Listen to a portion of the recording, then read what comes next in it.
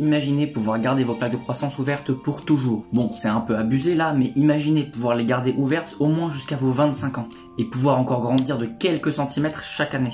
Je connais quelqu'un qui grandit encore à 23 ans et qui fait quasiment 2 mètres. Il a réussi à garder ses plaques de croissance ouvertes et de par le fait qu'il optimise sa santé, il grandit encore. Pour garder ces plaques de croissance ouvertes le plus longtemps possible, il faut comprendre le mécanisme à l'origine de la fermeture de ces plaques. Et cette fermeture, elle est principalement due aux œstrogènes. C'est donc pour ça que les filles commencent et arrêtent de grandir plus tôt que les garçons. En fait, les œstrogènes se fixent sur le récepteur ER-bêta au niveau de vos plaques de croissance, ce qui conduit à la maturation et à l'ossification du cartilage osseux au niveau de vos longs os. Donc des concentrations trop élevées d'œstrogènes vont conduire à la fermeture prématurée de vos plaques, et ainsi diminuer votre potentiel génétique en termes de croissance. Donc on a bien compris, il faut absolument éviter d'avoir des niveaux anormaux d'œstrogènes dans son corps. Mais concrètement, qu'est-ce qu'on doit faire? Eh bien la principale chose à faire et la plus importante va être d'éviter. Vous m'avez bien entendu, ne cherchez pas à rajouter je ne sais pas quel supplément ou je sais pas quoi.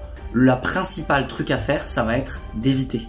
D'éviter tous les poisons qui se retrouvent dans notre environnement. Et quand je dis poison, je pense à deux en particulier, les phytoœstrogènes et les xénoœstrogènes. Ce sont littéralement des substances chimiques qui imitent le comportement des œstrogènes en se fixant sur les mêmes récepteurs qu'eux. Et ces substances sont aussi appelées perturbateurs endocriniens, vous les connaissez peut-être sous ce nom-là. Le premier xénoœstrogène à éviter et qui est complètement partout, ça va être les microplastiques. Alors celui-là, ça va être quasiment impossible de l'éviter complètement, mais il y a quand même plusieurs choses que vous pouvez faire pour diminuer au maximum votre exposition. Et pour ça, il va falloir éviter au maximum le contact entre le plastique et votre nourriture. Et surtout si c'est du plastique qui a été chauffé. Donc le plastique au micro-ondes, c'est mort. On évite aussi de manger dans des boîtes en plastique et on préfère celles en verre. Les ustensiles en bois pour cuisiner, c'est beaucoup mieux. Et surtout, on évite à tout prix les planches à découper en plastique. Vous êtes littéralement en train de mettre des petits bouts de plastique dans votre nourriture à chaque fois que vous coupez dessus. Et quant à l'eau, je déconseille absolument de boire l'eau du robinet. Elle contient des métaux lourds, des pesticides, des résidus de médicaments, du chlore, du fluor, des microplastiques et encore plein d'autres trucs dégueulasses. Vraiment, je ne sais pas comment ça peut être légal de boire l'eau du robinet. Alors ça va pas vous tuer si vous en buvez de temps en temps, mais évitez. Et je recommanderais plutôt de boire de l'eau de source, même si c'est dans des bouteilles en plastique.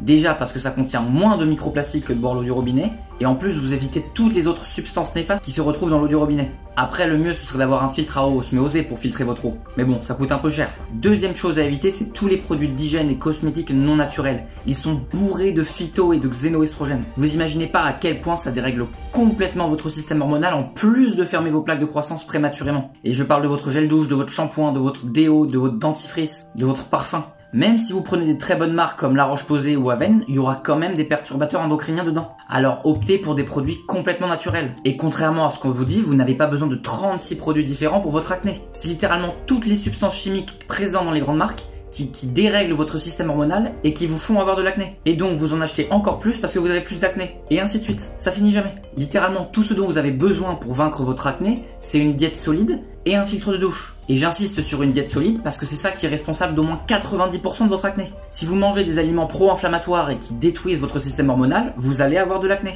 Donc on a vu les microplastiques, les perturbateurs qui se retrouvent dans les produits cosmétiques et d'hygiène, et la dernière grande source de phytoœstrogènes, ça va être votre alimentation. Vous ne pouvez pas consommer d'aliments à base de soja, de tofu, de lin ou de sésame. Pour les derniers, je m'inquiète pas trop, mais en tout cas, le soja, c'est mort. Il contient beaucoup trop de phytoœstrogènes. Ce n'est pas un aliment que nous sommes faits pour consommer. Et aussi la bière, elle contient le phytoœstrogène le plus puissant. Déjà que je ne recommande pas du tout l'alcool, mais si vous en buvez, faites au moins l'effort de ne pas boire des bières. Vraiment, si vous buvez de la bière, c'est comme si vous preniez des phytoœstrogènes en bouteille. Le meilleur moyen de saboter vos hormones. Et sachez que si vous êtes une fille, c'est pareil, vous ne voulez pas avoir trop d'œstrogènes. Ce qui est important, c'est l'équilibre entre toutes vos hormones.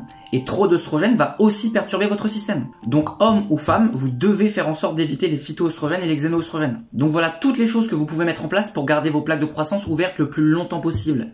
Et même si vous n'êtes pas sûr si oui ou non vos plaques de croissance sont encore ouvertes, ça vaut le coup de mettre toutes ces choses en place. Dans le pire des cas, vous n'aurez pas grandi, mais vous aurez un système hormonal en béton, avec beaucoup plus de testostérone. Parce que oui, si vous virez tous les perturbateurs endocriniens, vous aurez plus de testostérone naturellement. Et en plus, vous augmentez votre espérance de vie et la santé que vous aurez en vieillissant. Donc vraiment, peu importe votre âge, ça vaut le coup de mettre toutes ces choses en place. Et allez pas en dehors de vos moyens pour mettre plein de trucs en place si vous pouvez pas vous le permettre. Mais si vous en avez les moyens, dépensez pas des centaines d'euros dans des vêtements et investissez plutôt dans votre santé. C'est le meilleur investissement à long terme. Alors arrêtez de vous trouver des excuses et prenez votre vie en main.